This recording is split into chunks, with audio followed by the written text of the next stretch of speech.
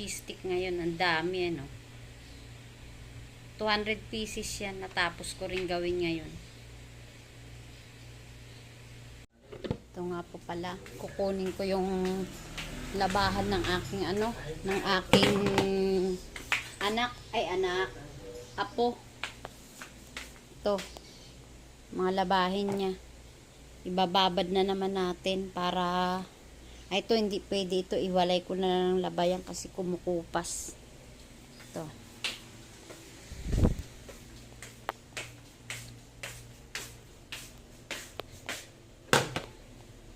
Mababad natin yan.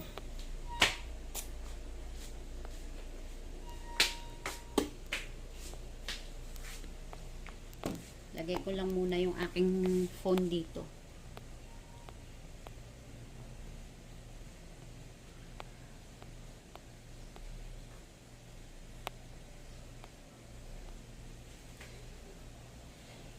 Kuha lang ako ng sabon para sa labahan ng apo ko. Tapos na pala yung perla.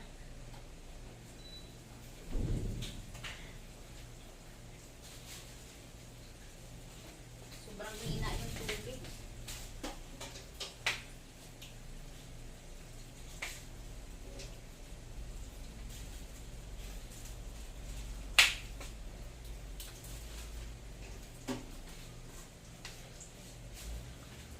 Hirap magpatuyo ng labahan ngayon, naulan.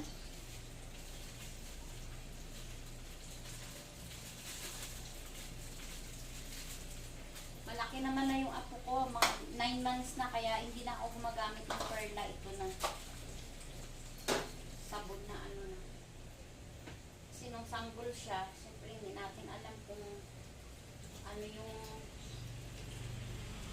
kaya ng balat ng sanggol ng baby. Kaya perla ginagamit ko. Pero ngayon, ano na, serve na lang. Pambabad. Hina na tubig sa taas. Pag mataas kasi ang hina ng daloy. CR na kumuha.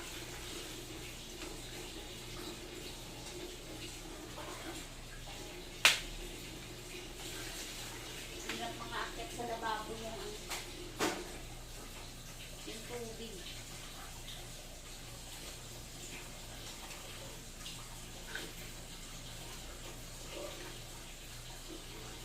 Binabad ko lang kasi mamaya lalabhan ko ito para matuyo yung damit ng apo ko. Hintay ko lang din siya bumaba kasi paliliguan ko. Babad ko lang dito sa blet.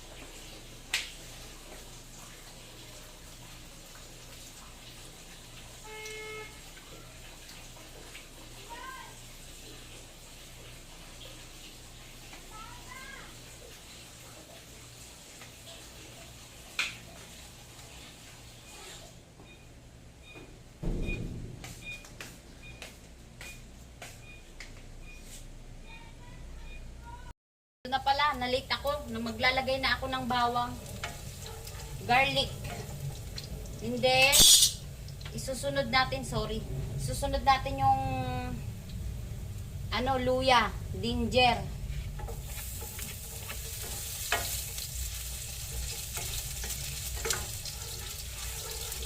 ano ba, ginger, bahala na siya, basta luya. Tapos, susunod na rin natin tong ano, sibuyas.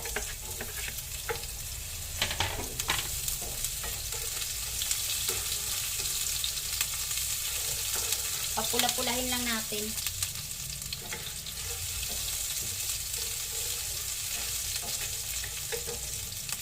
Tapos ilalagay natin yung pangalawang gata. Ito, pangalawang gata.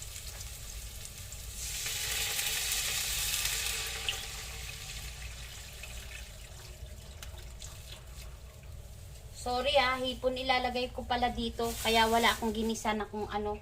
Bawang sibuyas lang at saka luya. Yan. Hintayin lang natin kumulo. Ilagay ko na yung langka. Yan. Lagay na natin yung langka. Hayaan lang natin siyang kumulo.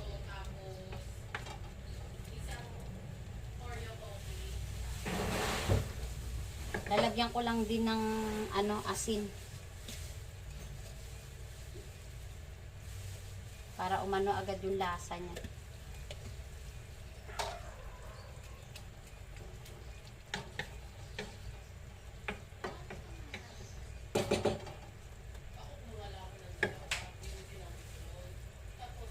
Palalambutin lang natin yan. Kaya maglalagay lang pala ako ng kunting seasoning. Gusto nyo magic sarap o kahit ayan, kunting seasoning lang nilagay ko. Tapos, magdagdag lang ako ng kunting asin. Ito yung asin. Kasi naglagay na ako ng dalawang ganito kanina dalawang ganito. Magdadagdag lang din ako. Maliit lang to, maliit na panandok lang. Para lumasa lang yung ating medyo malambot na yung ating langka. Pag medyo hilaw pa yung langka, pwede naman kayo magdagdag ng tubig.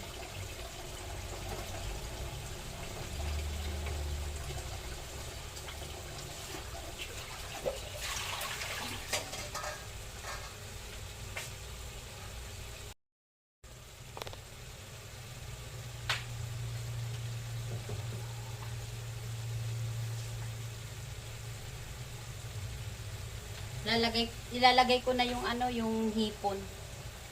Yan. Lagay na natin yung hipon.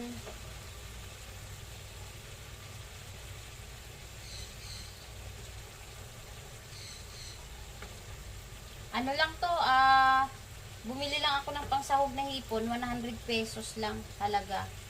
Tapos, yung langka, kalahating kilo lang. 90 ang kilo, di 45 pesos kalahati. Tapos gata, 30.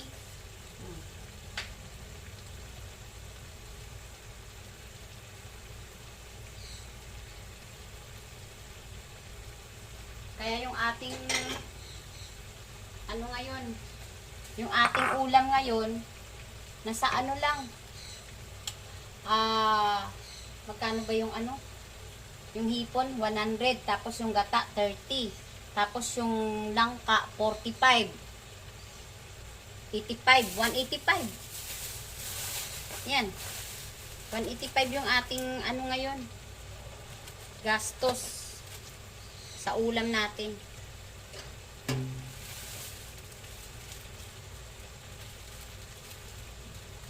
Maghapon na yan. Yung langka.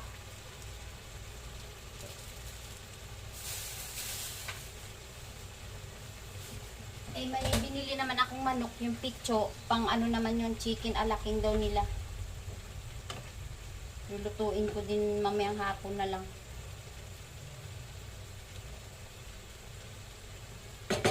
Ayan na yung ating hipon. Tapos, ilalagay natin tong gata. Yung unang piga ng gata.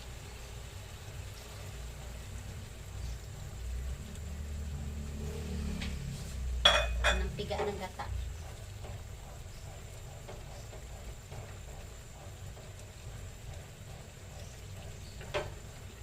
Hayaan lang natin siyang ayan na siya. Hayaan natin yung gata niya. Lumapot.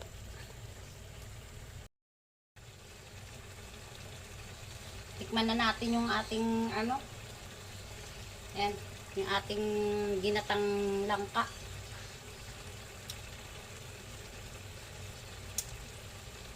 Okay na.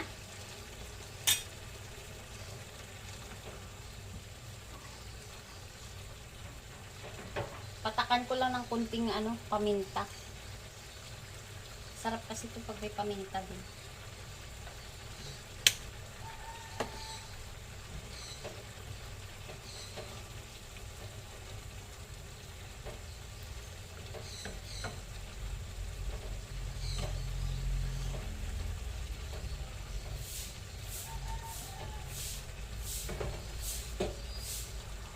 Luto na siya. Ayan. Ayan na yung ating gatang langka na may hipon. Okay na. Pwede na natin itong patayin. Ating kalan. Yan. Langka. Luto na. Ginatang langka na may hipon. Okay na. Luto na. Ganun lang kabilis. Chicken fillet alaking ko. To maglalagay lang ako ng paprika para sa manok.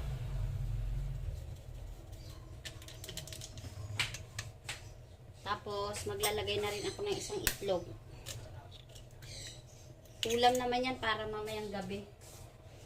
Tapos maglalagay na rin ako ng paminta.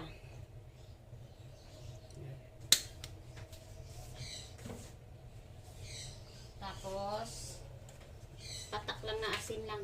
Ayan, asin. Tapos naglalagay tayo ng kunting seasoning para lumasa lang yung ating chicken. Tsaka maglalagay na rin pala tayo ng harina. Kunting harina lang. Eh, meron pala ako dung ano. Hindi na lang harina ilalagay ko pala.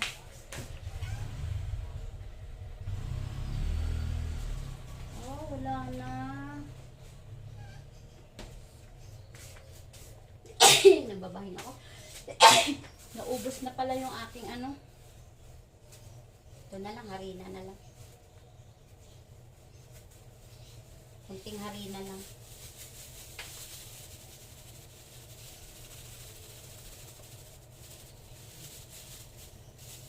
Harina, kunti lang.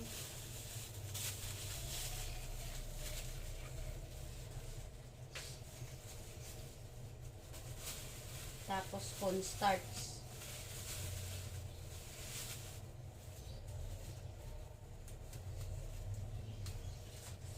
Tapos cornstarch. Maglalagay na rin ako. Pagsamahin natin harina at saka yung cornstarch para malutong.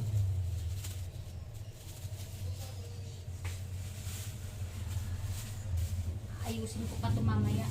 Lalagay ko pa sa tupperware. Tapos ano yung ano.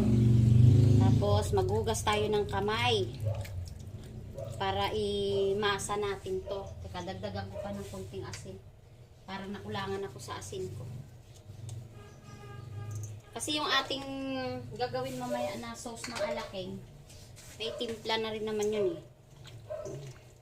Bababad ko lang to para mamayang gabi. Para diretso preto na lang.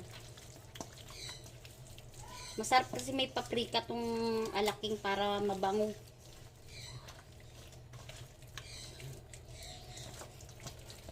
Pitso ito binili ko. Bali 1 kilo. 2 pitso lang ito. Tapos in-slice ko siya sa 4 na slice yung bawat isa. Kaya 8 piraso. Kalalabasan. Ganito kalalaki. Ayan. Ganyan kalalaki.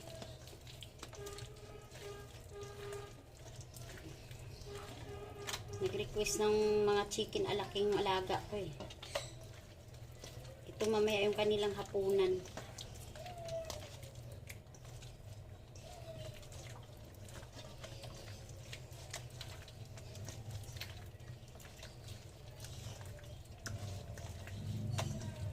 Okay na siya.